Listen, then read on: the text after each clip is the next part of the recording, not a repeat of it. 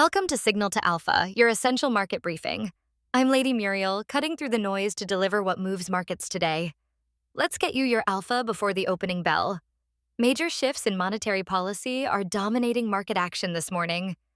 New Fed Chair Kevin Warsh just delivered his first policy decision, and the hawkish tone is forcing Wall Street to completely rethink expectations for 2026.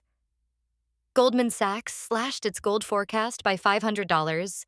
The dollar index hit one-year highs, and investors are scrambling to reposition. Kevin Warsh held rates steady at 3.5 to 3.75% in his first meeting as Fed chair, but the real story is how dramatically he's changing the game.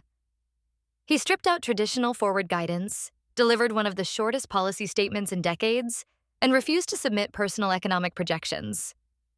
This is a Fed chair signaling he wants markets guessing, not coddling them with predictability.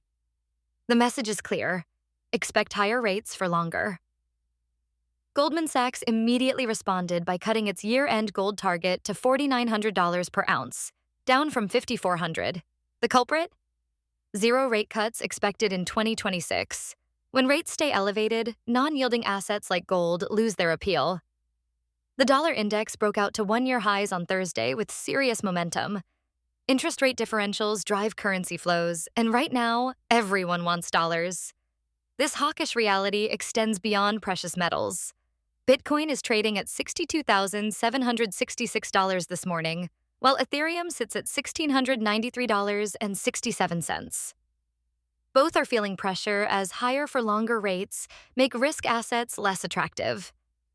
Meanwhile, President Trump's $300 billion Iran investment fund is running into serious roadblocks.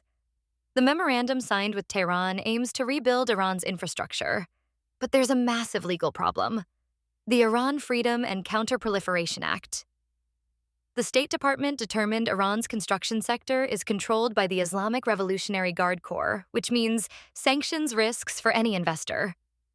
Waivers only last 180 days, making long-term construction projects nearly impossible.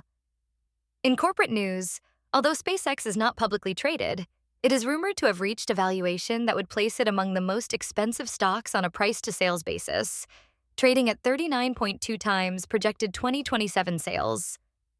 That's more than triple Tesla's 12.6 multiple.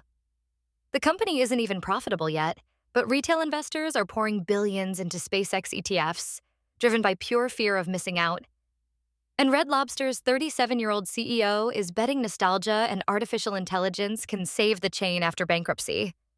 Damola Adamolakun brought back popcorn shrimp and $19.99 shrimp deals, while positioning the company to become the most AI-forward restaurant operator. Early results show double-digit growth on certain weeks. Bottom line for traders, Warsh's Fed is rewriting the playbook. No cuts means repositioning portfolios away from non-yielding assets and high-multiple growth stocks. The dollar rally has legs, precious metals face headwinds, and crypto needs risk appetite that higher rates simply don't support. That's your signal to alpha for today. Subscribe for tomorrow's essential market briefing. Trade smart, stay informed. Check us out at capitalcopilot.io.